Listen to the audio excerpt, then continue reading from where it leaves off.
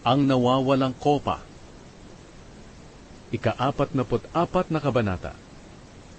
Samantala, inutusan ni Jose ang tagapamahalang alipin sa kanyang bahay.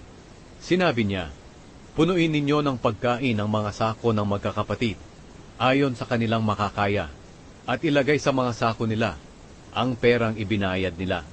Ilagay ninyo ang aking kopang pilak sa sako ng bunso kasama ng perang ibinayad niya sa pagkain." Ginawa ng tagapamahalang alipin niya ang sinabi ni Jose. Kinabukasan, maagang umalis ang magkakapatid na dala-dala ang kanilang sako.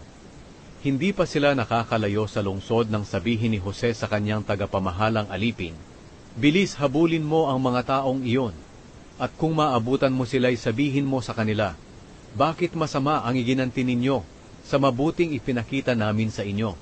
Bakit kinuha ninyo ang kopa na iniinuman ng aking amo at ginagamit niya sa panghuhula? Masama ang ginawa ninyong ito." Naabutan ng tagapamahalang alipin ang magkakapatid, at sinabi niya ito sa kanila. Sinabi nila sa tagapamahalang alipin, "Paano po ninyo nasabi iyan? Imposibleng gawin namin ang bagay na iyan. Alam nyo rin na mula sa Kanaan ay dinala namin pabalik sa inyo ang perang nakita namin sa aming mga sako. Kaya bakit magnanakaw pa kami ng pilak o ginto sa bahay ng amo ninyo? Kapag nakita nyo ang kopa na iyan sa isa sa amin, patayin nyo siya at magiging alipin nyo kami." Sinabi ng tagapamahalang alipin, "Sige, kapag nakita ko ang kopa sa isa sa inyo, ay magiging alipin ko siya, at ang matitira sa inyo'y walang pananagutan." Kaya nagmadaling ibinaba ng bawat isa ang mga sako nila, at binuksan ito. Agad na hinanap ng tagapamahalang alipin ang kopa sa mga sako, magmula sa panganay hanggang sa bunso, at ang kopa ay nakita sa sako ni Benjamin. Nang makita ito ng magkakapatid, pinunit nila ang kanilang mga damit sa sobrang kalungkutan.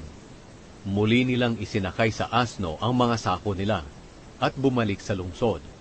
Nang dumating si Juda at ang mga kapatid niya sa Ehipto, naroon pa rin si Jose sa bahay niya.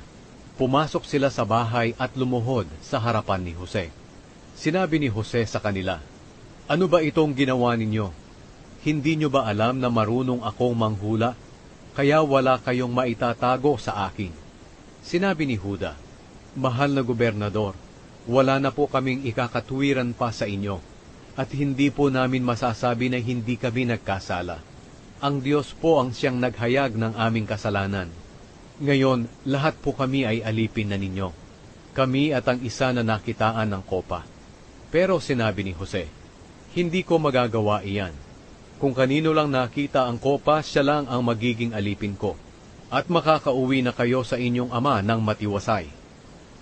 Nagmakaawa si Juda para kay Benjamin. Lumapit si Juda kay Jose at sinabi, "Hinihiling ko sa inyo, mahal na gobernador, na kung maaari pakinggan niyo ako. Huwag sana kayong magalit sa akin. Kayo na gaya ng Faraon. Tinanong niyo kami noon kung mayroon pa kaming ama at kapatid. At sinagot po namin na may ama pa kami na matanda na, at may bunso kaming kapatid na ipinanganak sa kanyang katandaan. Sinabi po namin na patay na ang kapatid niya, at siya na lang ang naiwan sa kanilang magkakapatid na buo. At mahal na mahal po siya ng aming ama. Sinabi rin po namin na dadalhin namin siya sa inyo para makita niyo rin siya. Sinabi namin sa inyo na hindi maaaring iwanan ng bunsong kapatid namin ang aming ama, dahil baka ang pag-alis ng kanyang anak ang siyang ikamatay niya. Pero sinabi niyo po sa amin na huwag kaming magpapakita sa inyo kung hindi namin kasama ang aming bunsong kapatid. Ang lahat ng ito'y sinabi namin sa aming ama noong umuwi kami. Hindi nagtagal, sinabi ng aming ama na muli kaming bumalik dito at bumili ng pagkain. Pero sinabi po namin sa kanya na makakaalis lang kami kung kasama namin ang aming bunsong kapatid, dahil hindi kami maaaring magpakita sa inyo kung hindi namin kasama ang bunso namin. Ito ang isinagot niya sa amin, "Alam nyo naman na 2 lang ang anak ko sa asawa kong si Raquel. Ang isa'y wala na.